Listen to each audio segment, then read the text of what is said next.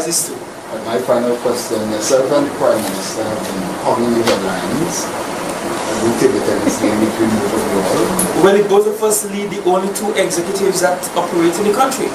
One of them is the executive that runs the country, that's Trinidad and Tobago, and the other is the executive that runs the island called Tobago.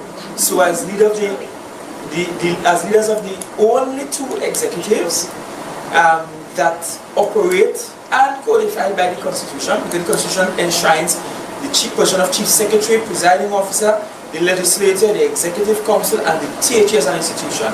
So, as the two legitimate leaders of the only two real meaningful executives in the country, I don't find that to be surprising. Am I disappointed? Perhaps, because perhaps the naive Farley thought that we could really work together, notwithstanding the differences in objectives. But I've grown to realize that their desire to hold on to power in another place might be impacting their viewpoint, the point of view on Tobago. And the truth is, I just want Tobago to continue to hold on to the little autonomy it has and develop. And I'll tell you this, I will be friends with anyone, I will smile with anyone, I will knock glass with anyone, but I will never agree with anyone who wishes to reduce the Tobago House of Assembly to a county council and to reduce operations of the THE. So it's at that juncture where I will always draw a line and where there will always be a rift. And it doesn't matter who is in the chair, whether it's Dr. Rowley or someone else. Anybody that does what he and his government that seeks to do will get a similar response, quite forcefully so, from me. But you will also notice that I have been very intermittent in how I respond, meaning that I ain't trying as soon as something pops off to jump out and rush back. I tell you, take me time, sometimes some days, almost a month.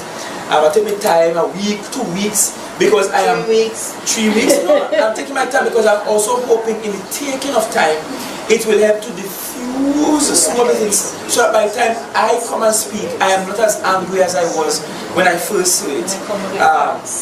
And of course, when I come, I just come with the facts there and let the chips fall where they be.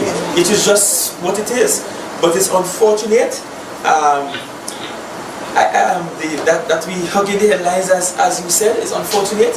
I have nothing against the gentleman personally. In terms of professionally and his professional politics, that's where we have an issue. So the relations are pretty much on par and perfect. I'm not saying that either. I'm not saying that either. So the last conversations we have had was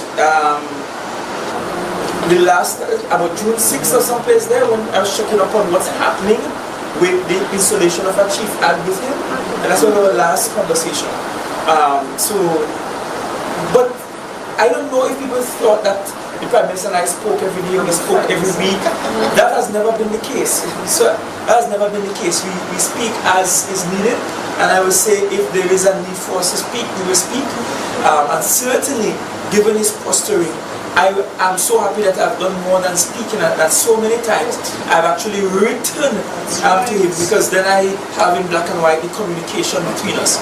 But I think Section 31 of the Act, the THE Act, requires that there be regular or frequent dialogue between the Chief Secretary and the Prime Minister, and I'm still open to that, notwithstanding. Since coming in